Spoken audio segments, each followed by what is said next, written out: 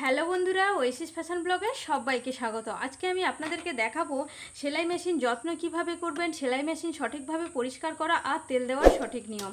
সম্পূর্ণ সেলাই মেশিন খুলে পরিষ্কার করে তেল দেওয়া দেখাবো। সেলাই মেশিনে অতিরিক্ত শব্দ হওয়ার কারণ সেলাই মেশিন ভালোভাবে পরিষ্কার না করা আর নিয়মিত তেল না দেওয়ার কারণে সেলাই মেশিনে অতিরিক্ত শব্দ হয়। কাজ করব, মেশিনে তেল দিব না, নিয়মিত পরিষ্কার করব না, তাহলে কি মেশিন ভালো থাকবে? একদমই না। তাই চলুন দেখে নিই সেলাই মেশিন কিভাবে পরিষ্কার করবেন আর তেল দেওয়ার সঠিক নিয়ম কি সেটা আজকে আমরা দেখে নেব। দেখুন, মেশিন পরিষ্কার করে তেল দেওয়ার জন্য আমাদের লাগবে পরিষ্কার একটি সুতির কাপড়, ব্রাশ, স্ক্রুড্রাইভার আর তেল।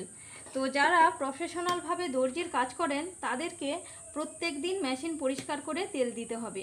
আর যারা মেশিনে কম কাজ করেন তাদেরকে সপ্তাহে একবার পরিষ্কার করে তেল দিলেই হবে।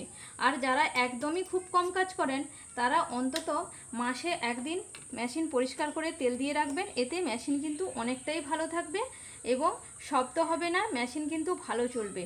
বিশেষ করে মেশিন পরিষ্কার করে তেল দিয়ে রাখলে মেশিন আমাদের অনেক দিন মানে অনেক বছর পর্যন্ত কিন্তু ভালো থাকে।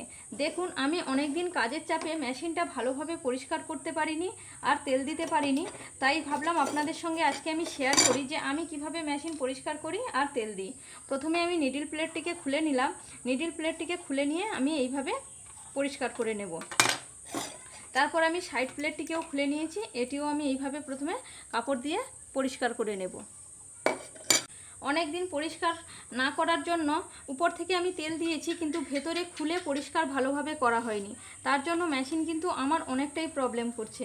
তাই আমি আপনাদেরকে বলবো কাজের আগে আপনারা ভালো করে মেশিনটিকে পরিষ্কার করে তেল দিয়ে রাখবেন।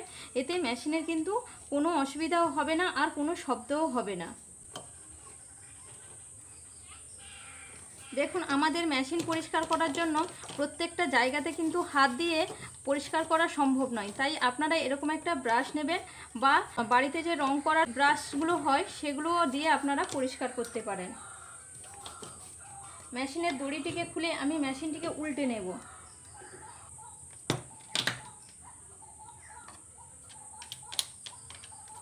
এইভাবে যদি আপনারা ব্রাশ দিয়ে পরিষ্কার করেন তাহলে কিন্তু মেশিন অনায়াসে ভালোভাবে পরিষ্কার হয়ে যাবে।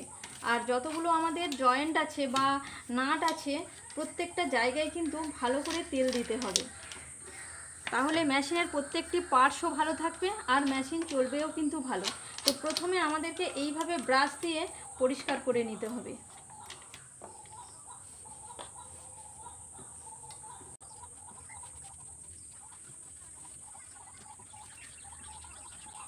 বিশেষ করে এই স্যাটেলের কাছে কিন্তু অনেক টুকরো সুতো জমে থাকে, আর টুকরো সুতো জমে থাকলে আমাদের সেলাই করার সময় সুতো ছিঁড়ে যায়, সেলাই ভালো হয় না।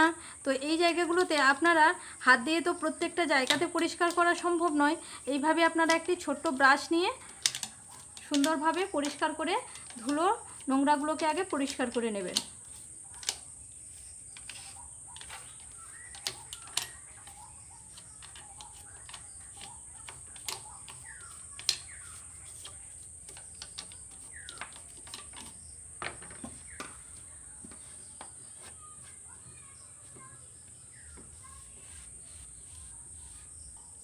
আর মেশিন নিয়মিত পরিষ্কার করে আপনারা যদি তেল দেন তাহলে কিন্তু মেশিন একদম স্মুথলি চলবে, কোনো আওয়াজ হবে না আর মেশিনের প্রত্যেকটি পার্টসও সচল থাকবে, জ্যাম হবে না। তো প্রত্যেকের বাড়িতেই কিন্তু টুথব্রাশ আছে, তো আপনারা যদি বাড়িতে রং করার ব্রাশ না পান তাহলে কিন্তু টুথব্রাশ দিয়েও এইভাবে আপনারা পরিষ্কার করবেন, দেখবেন মেশিন কিন্তু কতটা পরিষ্কার হয়ে গেছে আর তেল দেওয়ার পরে মেশিন কতটা ভালোভাবে চলছে। তো নিচেরটা মোটামুটি আমার পরিষ্কার হয়ে গেছে, এবার আমি উপরের দিকে পরিষ্কার করে নেব। এটা আমি পরিষ্কার করে নিয়েছি, এবার আমি মেশিনের উপরের দিকটিকে পরিষ্কার করব। তো উপরের দিকের যে এই সাইড প্লেট আছে এই সাইড প্লেটটিকেও খুলে পরিষ্কার করব। তো এই সাইড প্লেটটিকে আপনাদের রোজ খোলার দরকার নেই, এটি অন্তত মাসে একবার করে খুলে পরিষ্কার করলেই হবে। তো এই সাইড প্লেটের দুটি নাটকে খুলে নিতে হবে।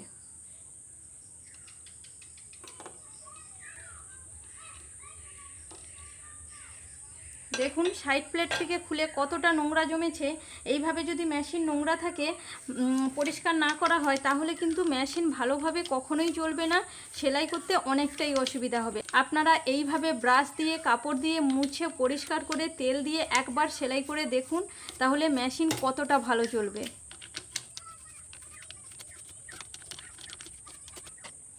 দেখুন আমার কাপড়টা কতটা নোংরা হয়েছে।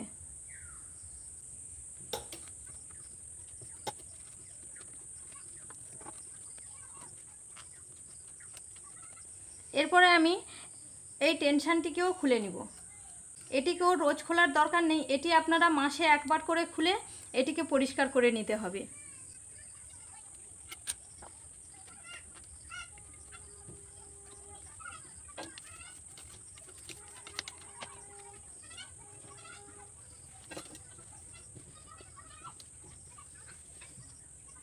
দেখুন আমি মেশিন মোটামুটি কাপড় দিয়ে আর ব্রাশ দিয়ে পরিষ্কার করে নিয়েছি। দেখুন এই দাঁতের কাছে কিন্তু অনেকটাই ময়লা থাকে, মেশিনটাকে এইভাবে ঘুরিয়ে ঘুরিয়ে দাঁতটার কাছে পরিষ্কার করতে হবে।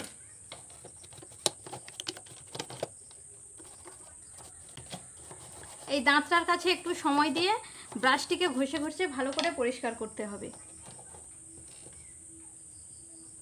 দেখুন মোটামুটি আমার পরিষ্কার করা হয়ে গেছে। এবারে আমি তেল দেব।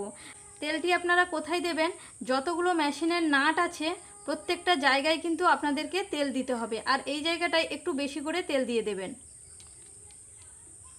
মেশিনের প্রত্যেকটি জয়েন্ট আর নাটে আপনারা কিন্তু তেল দিয়ে দেবেন, তাহলে কিন্তু মেশিনের প্রত্যেকটি জয়েন্ট কিন্তু সচল থাকবে।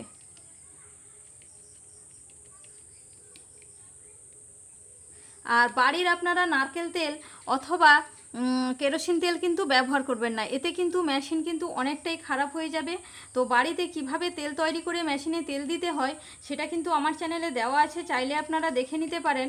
এবারে আমি উপরের প্রত্যেকটি অংশে তেল দিয়ে দিচ্ছি। উপরের যে এই যতগুলো, এইখানে একটু বেশি করে তেল দিয়ে দেবেন।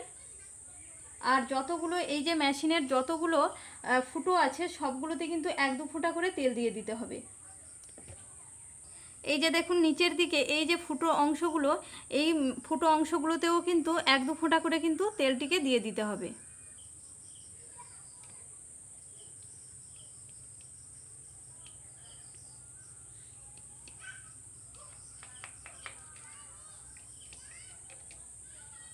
তো উপরের অংশে আমি তেল দিয়ে নিয়েছি, এবার আমি নিচের অংশে তেল দেব। প্রত্যেকটি এই যে জয়েন্টের অংশগুলো আছে আর নাট আছে প্রত্যেকটি জায়গায় আপনারা 1-2 ফোঁটা করে কিন্তু তেলটিকে দিয়ে নেবেন।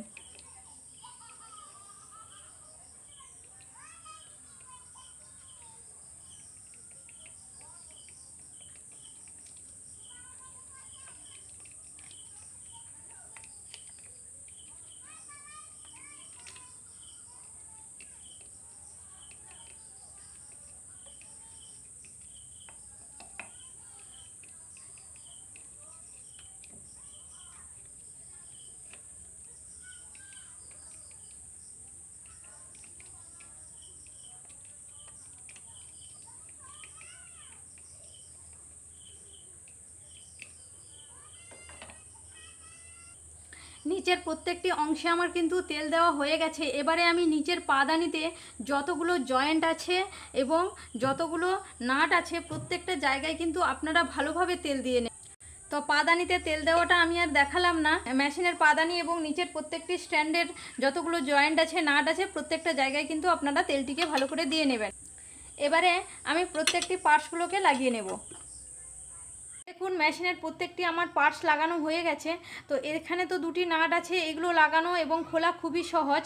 তো নতুনদেরকে বলবো আপনারা যখন থ্রেড টেনশন ডিস্কটিকে খুলবেন তো যেভাবে খুলছেন একটির পর একটি পার্টস, তো ওইভাবে দেখে আপনাদেরকে কিন্তু সেইভাবে পার্টসগুলোকে একটির পর একটি লাগাতে হবে। না হলে যদি উলটপালট লাগানো হয়ে যায় তাহলে কিন্তু সেলাইয়ে অনেকটাই অসুবিধে হবে। এটা আমি নতুনদের জন্য বলছি। তো দেখুন এবারে আমি মেশিনের ফিতেটিকেও লাগিয়ে নিয়েছি। তো ফিতেটিকে লাগিয়ে নেওয়ার পর খালি মেশিন এইভাবে কিছুক্ষণ চালাতে হবে। তো এইভাবে খালি মেশিন কিছুক্ষণ চালালে আমরা যে তেলটি দিয়েছি তেলটি মেশিনের প্রত্যেকটি জায়গায় ভালোভাবে পৌঁছে যাবে এবং মেশিনটাও স্মুথলি চলতে শুরু করবে।